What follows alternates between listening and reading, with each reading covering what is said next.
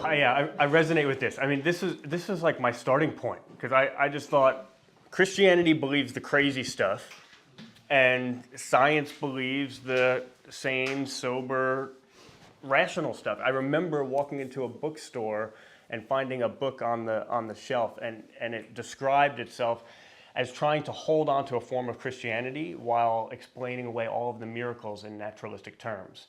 And I can remember like hoping it could be done, because I had started to read the Bible at that point. I was attracted, I was drawn to the person of Jesus, but I just thought, but this stuff is just too crazy to be true. I can't just throw my brain out in order to take this blind leap of faith into the irrational abyss. There was a conversation with someone that began to change my thinking about this. I was emailing back and forth. There was actually a retired Princeton professor in the history of science. And he was a friend of mine, and we were emailing back and forth, and I was kind of being drawn more towards the Christian faith, and he was opposed to it. And in this email, he was listing all of his different reasons for why he felt you couldn't believe in Christianity. And he listed a variety of different reasons. And then in the last line, as if to trump all the other arguments, he simply wrote, "Nor can I believe in a virgin birth." Full stop. Like, no further explanation needed about why not. It's just, it's a virgin birth. It's crazy. I can't believe in that. End of argument. And sent the email. And I remember being rattled by that. And I can remember starting to draft an email back, maybe trying to open up the conversation and say, well, maybe you could believe in a virgin birth if. And then I sort of stopped, and something struck me for the first time.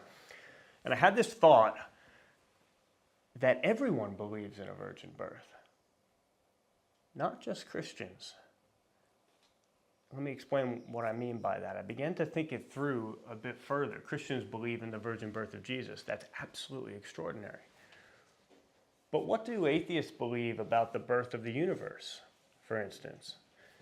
Here's how the brilliant Cambridge physicist Stephen Hawking puts it. Here's how he attempts to propose an atheistic birth of our universe. He says, the universe can and will create itself from nothing. Spontaneous creation is the reason there is something rather than nothing, why the universe exists, why we exist. That sounds a lot like a virgin birth to me. Or consider the words of Quentin Smith, a prolific atheist philosopher, 12 books, 150 peer-reviewed articles to his name, a serious thinker. Here's what he says. He says, the fact of the matter is that the most reasonable belief is that we came from nothing, by nothing, and for nothing. We should acknowledge our foundation in nothingness and feel awe at the marvelous fact that we have a chance to participate briefly in this incredible sunburst that interrupts, without reason, the reign of non-being. I thought that definitely sounds like a virgin birth. And so the conclusion that I came to is we live in a miraculous world. Like, there is no getting around that. Theist, atheist, agnostic. Like right now, I am sitting on a rock that's rotating at 1,000 miles an hour. It's flying around the sun at 67,000 miles an hour. It's part of a galaxy that's being hurled through the universe at over 1 million miles an hour. Like, it's amazing how often we just walk through our days just thinking things are normal and reasonable and sober-minded. Like, we live in a miraculous world, and we shouldn't be so surprised if therefore there are some miraculous explanations for the miraculous world that we live in. So I began to read some of that and think some of that through, and I thought to myself, you know what? It's not a matter of whether you believe in a virgin birth. It's just a matter of which virgin birth you choose to accept. There's a virgin birth of the universe, and then what about a virgin birth of life? Once you have a universe, life within the universe. We read similar sorts of things. I mean, here's Professor James Tour. This is one of the world's leading nanotechnologists, leading chemists, an absolute premier thinker. Here's what he says about the state of science with respect to where life came from. Once you have a universe, how did life emerge? Here's what he says. He says, we synthetic chemists should state the obvious. The appearance of life on Earth is a mystery. We are nowhere near solving this problem. The proposals offered thus far to explain life's origin make no scientific sense. Another virgin birth. Not a matter of whether we believe in a virgin birth, but which one we choose to accept. Sir Roger Penrose, emeritus professor at Oxford, one of the world's leading mathematical physicists, he says that the possibility of the universe allowing for life assume God is out of the picture, just the probability on the different constants and the way they would need to interact, he puts it at this. He says, he did the calculation, and it's 1 part in 10 to the power of 10, raised in turn again to the power of 123.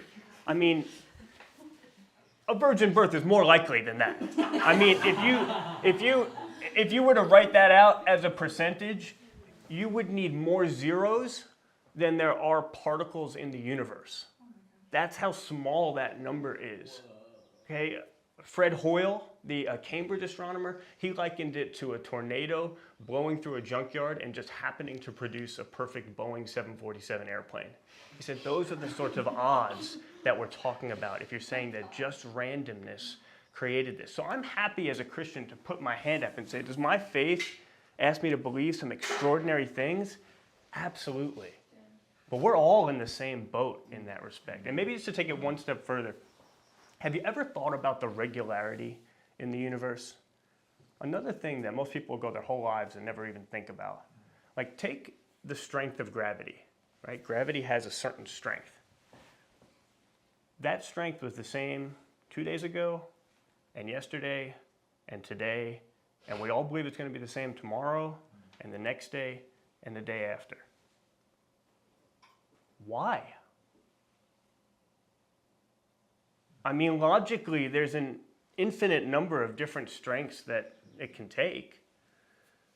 And somebody would say, well, that's the way it's always been in the past, so that's why we think it's going to be that way in the future. But I'm saying, no, that's not an answer to the question. That is the question. Why? Logically, there are all these different strengths it can take. Why is it taking the same strength every day until now, and we assume it's going to every day into the future? I actually think if you take God out of the picture, you don't have an explanation for that.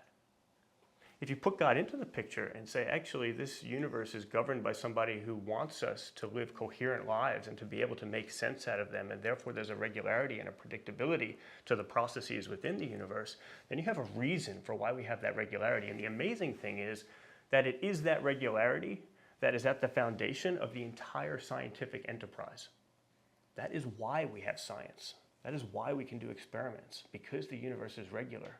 And I think that only makes sense if God exists. And so I really appreciate that this question is saying we shouldn't believe in the anti-scientific. I actually couldn't agree more. But I actually think you need the existence of God in order for the universe to have the regularity, which is the precondition of science itself. I don't think science disproves God. I think only God actually proves science. The other thing that my friend's letter made me ask was, how come it's always the virgin birth that people go to? Like, why not Jesus walking on water? Or, why not the loaves and the feeding 5,000 people? Like, there's lots of miracles to choose from, and it's very often the virgin birth. And I've given that some thought, and I wonder if, walking on water, we're happy for God to do what he wants with his own body.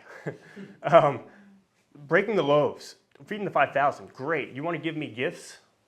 I'll take it. But there's something arresting about the virgin birth. There's something arresting about Mary finding herself pregnant and her plans and the way people saw her and everything being thrown up into the air, right? Like God having a claim on our lives, right? There's something about the virgin birth that demands more of us. Friedrich Nietzsche said, if there were gods, how could I bear not to be a god? So I've always felt like very refreshingly honest. And if I'm honest, like I know there was something of that in my heart as well. I wanted to be able to control my life. I wanted to be the one that decided what did and didn't happen to me. And it's very different when we think about the miracle of the virgin birth, when Mary has to respond and chooses to respond, I am the Lord's servant. It's a very different posture of the heart. And so I think the virgin birth confronts us with that question of whether we are going to hold on to control of our lives no matter what, or whether we're going to say, look, if there is a God who can make a virgin birth of the universe, if there is a God who can make a virgin birth of life within the universe, then maybe that's a God worth turning over what's dark and what's dead in my own heart as well, and trusting that he can bring life out of that as well.